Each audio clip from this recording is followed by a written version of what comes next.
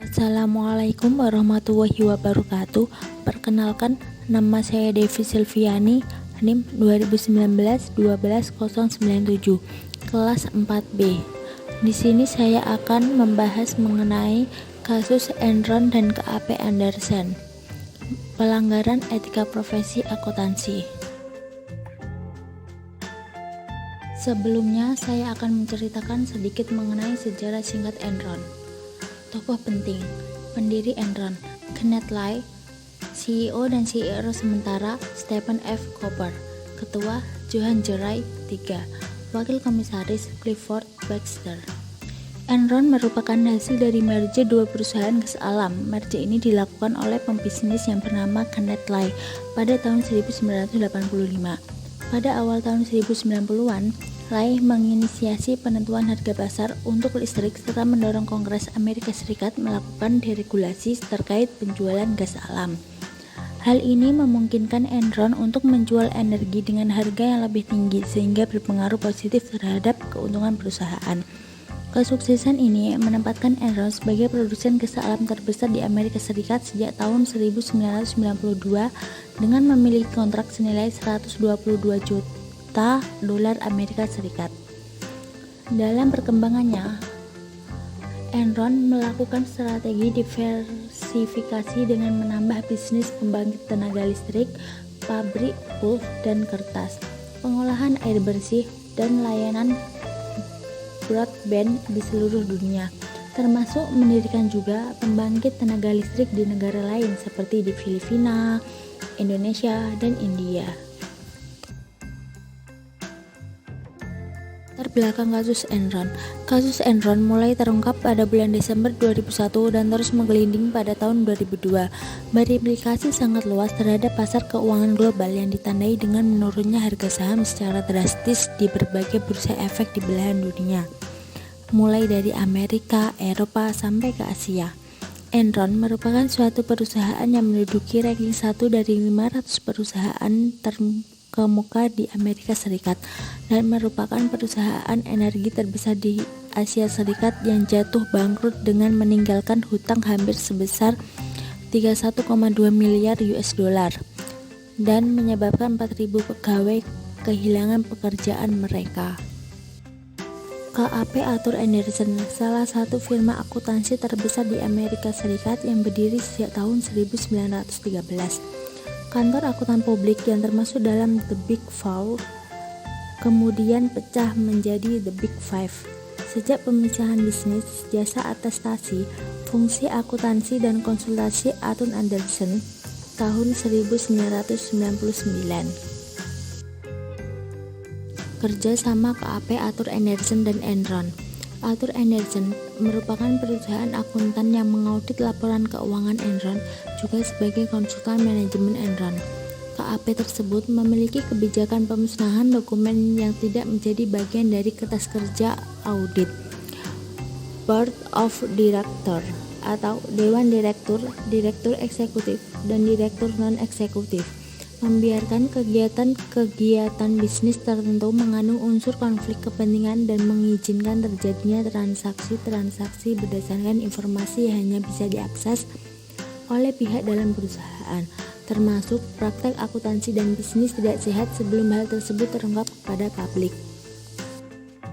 Enron merupakan salah satu perusahaan besar pertama yang melakukan outsourcing secara total atas fungsi internal audit perusahaan yang terdiri dari mantan Chief Audit Eksekutif Enron atau Kepala Internal Audit. Semuanya adalah partner KAP Andersen yang ditunjuk sebagai akuntan publik perusahaan. Direktur keuangan Enron yang berasal dari KAP Andersen. Sebagian besar staf akuntan Enron berasal dari KAP Andersen.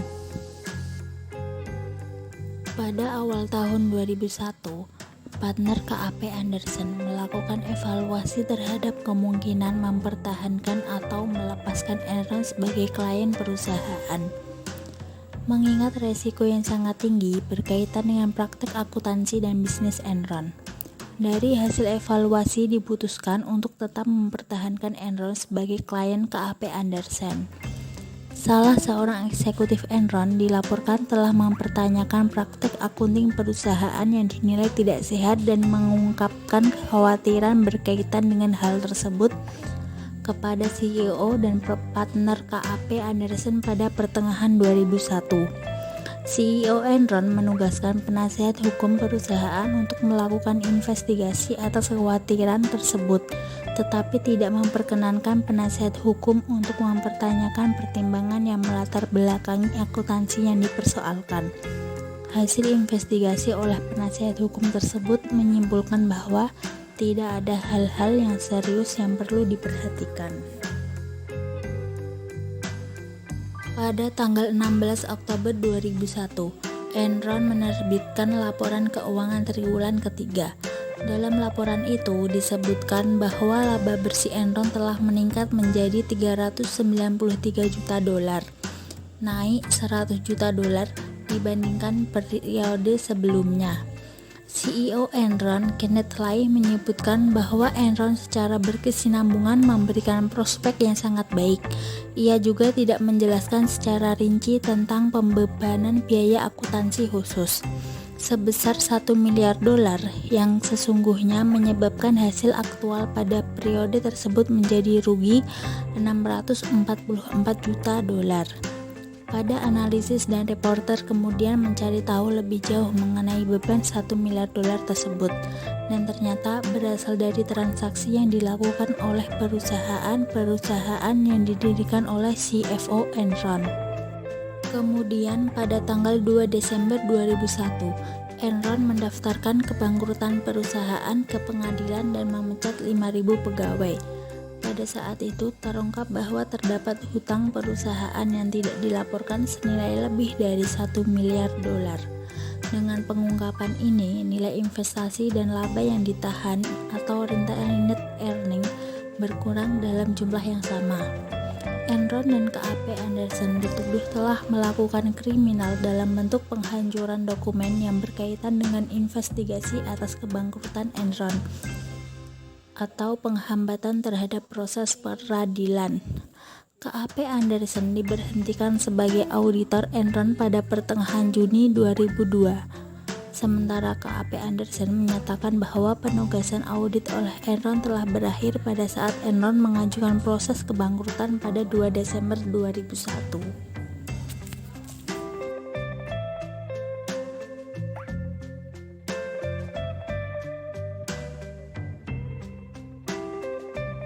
Kasus ini terus menggelinding pada tahun 2002.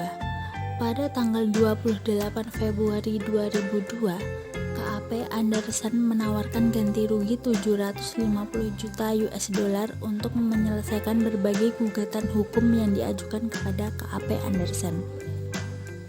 Pemerintah Amerika, the US General Service Administration, melarang Enron dan KAP Anderson untuk melakukan kontrak pekerjaan dengan lembaga pemerintahan di Amerika. Kemudian pada tanggal 14 Maret 2002, Departemen Kehakiman Amerika memvonis KAP Anderson bersalah atas tuduhan melakukan penghambatan dalam proses peradilan karena telah menghancurkan dokumen-dokumen yang sedang diselidiki. Kemudian pada tanggal 22 Maret 2002, mantan Ketua Federal Reserve Paul Volcker yang direkrut untuk melakukan revisi terhadap praktek audit dan meningkatkan kembali citra KAP Anderson mengusulkan agar manajemen KAP Anderson yang ada diberhentikan dan membentuk suatu komite yang diketuai oleh Paul sendiri untuk menyusun manajemen baru.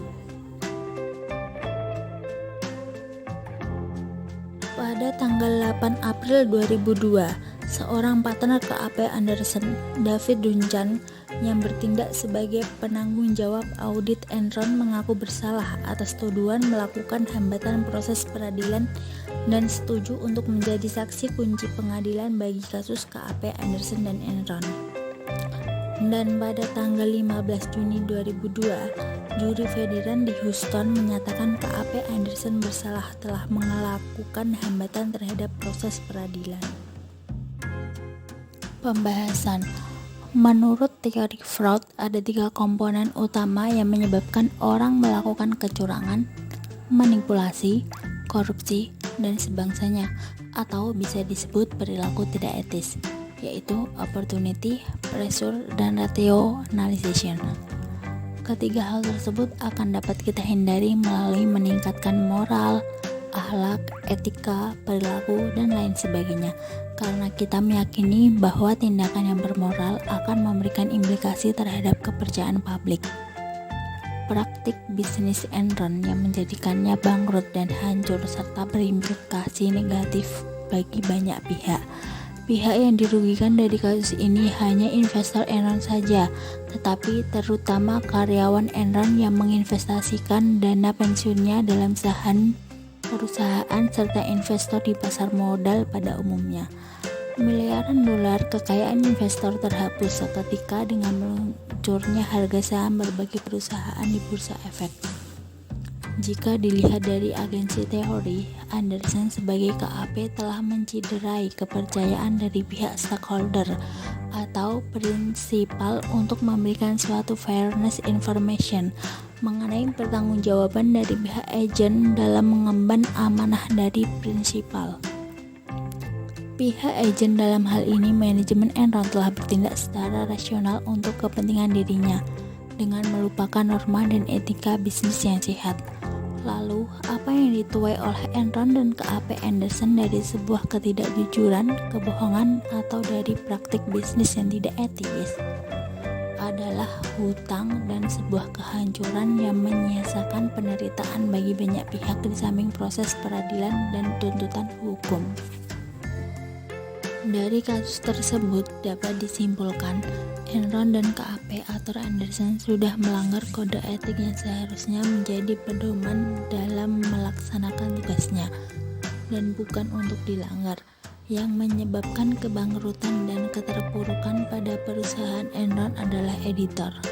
Arthur Andersen, satu dari 5 perusahaan akuntansi terbesar, yang merupakan kantor akuntan Enron.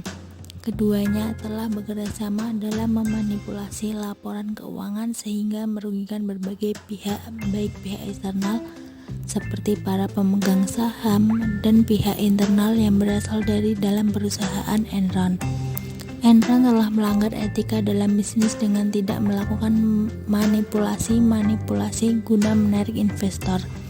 Sedangkan Arthur Andersen yang bertindak sebagai auditor pun telah melanggar etika profesinya sebagai seorang akuntan.